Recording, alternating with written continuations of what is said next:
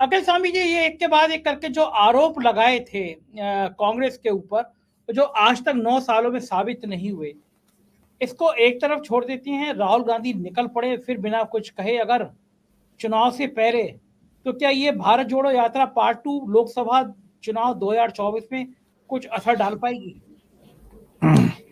देखिए संजय जी, मेरा ये मानना है राहुल गांधी जो कर सकते हैं उससे ज्यादा कर रहे हैं।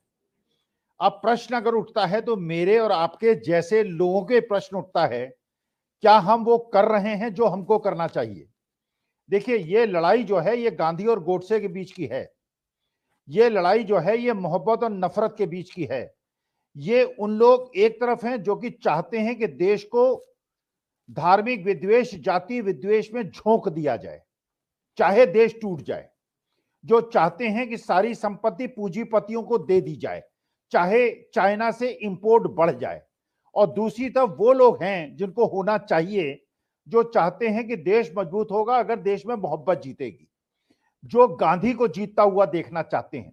तो राहुल गांधी जो कर रहे हैं, पदयात्रा उन्होंने की, अब दोबारा करेंगे, वो जितना कर सकते हैं वो कर रहे हैं। लेकिन जो बाकी नेता हैं, जो बाकी छत्रप हैं, उनको किसने रोक रखा है? जयंत चौधरी वेस्टर्न यूपी के अंदर यात्रा कर रहे हैं। शरद पवार 80 साल की उम्र में महाराष्ट्र के अंदर दौरा कर रहे हैं और शरद पवार ने स्टेटमेंट दिया, मैं 80-82 साल का हूं, लोग कह रहे हैं कि आप बूढ़े हो गए हैं, अभी मैं इतना बूढ़ा नहीं हुआ हूं, अच्छे अच्छों की पीठ को सीधा कर सकता हूं। देखिए, जो जटायु थे वो मेरे आदर्श हैं।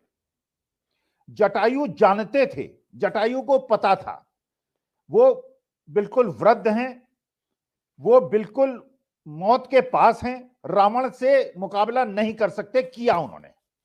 सरदार भगत सिंह को पता था, चंद्रशेखर आजाद को पता था, अशफाक उल्लाह को पता था, अंग्रेजों की शक्ति के सामने वो खड़े नहीं हो सकते, प्राण दिए, इसलिए कि वो देश से प्यार करते थे।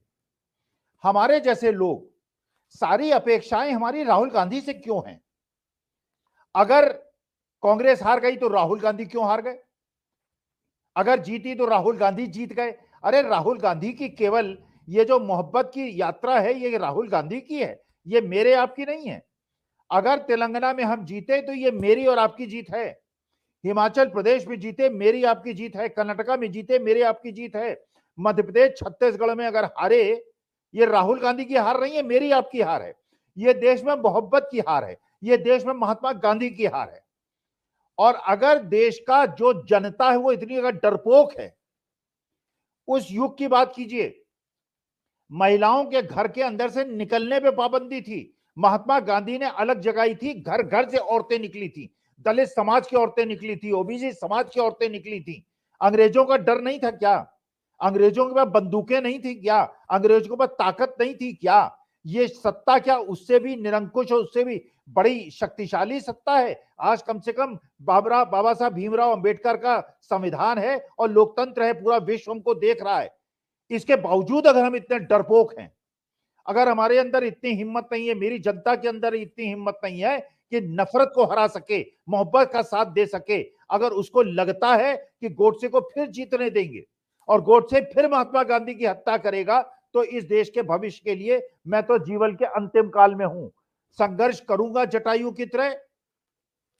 देश जीता खुशी खुशी मरूंगा, नहीं जीता दुख से मरूंगा। मौत तो आनी है और मेरी जल्दी आएगी क्योंकि मेरी उम्र ज्यादा है, लेकिन ये देश की नौजवान पीढ़ी जो है, जो अग्निवीर को स्वीकार करती है, ये युवा पीढ़ी जो बेरोजगारी को स्वीकार करती है और अपने माँ बाप के पैसों पे इलाहाबाद और बनारस यूनिवर्सिटी के अंदर अपनी चौगुनी और पांचगुनी फीस बढ़ने के बावजूद समर्पण करती है और सड़क पे नहीं आती। मैं जब जवान था, जयप्रकाश के आंदोलन पे सड़क पे आया था, अपने जीवन को समर्पित किया था, इंदिरा जी को हराया था। अगर ये लोग एक तानाशाही सत्ता को नहीं हरा सकते तो इनके लिए वही जीवन उचित है जो ये डिजर्व करते हैं। They will get what they deserve. Akhil ji, आपको क्या लगता है कि कौन सा बड़ा मुद्दा है जिसको लेकर राहुल गांधी को सड़कों पे आना चाहिए? देखिए संजय जी, मुझे ऐसा लगता है 2024 का चुनाव केवल इस बात पे निर्भर करता है कि इंडिया गठबंधन के लोग कितने समन्वय से और मिलजुल के काम करते हैं। अगर इन लोगों ने मिलजुल के काम किया और अपना अपना योगदान दिया, किसी भी हालत में मोदी जी प्रधानमंत्री नहीं बन पाएंगे। इसीलिए मैंने कहा, जैसे जयंत चौधरी मेहनत कर रहे हैं, जैसे शरद पवार मेहनत कर रहे हैं, तेजस्वी यादव, अखिलेश यादव को कौन रोक रहा है पदयात्रा करने के लिए? उत्तर प्रदेश, बिहार में आप पदयात्रा क्यों नहीं करते? रेवंत रेड्डी अजय राय भी कर रहे हैं स्वामी जी, वो भी बता दीजिए। अजय राय की उत्तर प्रदेश में क्या हैसियत है? देखिए, प्रश्न यह है, रेवंत रेड्डी या डीके शिव कुमार, अगर वो लोग जनता से संपर्क बनाए हुए हैं, राहुल गांधी पे डिपेंडेंट नहीं है वो। और दो मुद्दे जो बात कही जा रही है कि अडानी का मुद्दा जो है गौण है, आज बेरोजगारी का सबसे बड़ा कारण अडानी है।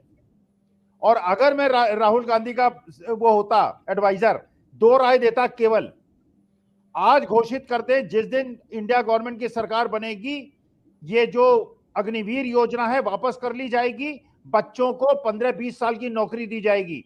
और दूसरा ये, जिस दिन अडानी की सरकारी संपत्तियां जो सौंपी गई हैं, जिसमें केवल 25,000 लोगों को नौकरी दे रहे हैं और सबसे बड़े पूंजीपति बने हुए हैं, सरकारी नौकरी इसलिए नहीं मिल रही है, हर चीज प्राइवेटाइज हो रही है, या ये घोषित कर दें इंडिया गवर्नमेंट बनने के बाद प्राइवेट सेक्टर में ठोक ठोक के रिजर्वेशन लागू होगा और यहाँ पे ओबीसी और शेड्यूल ट्राइब को रिजर्वेशन मिलेगा।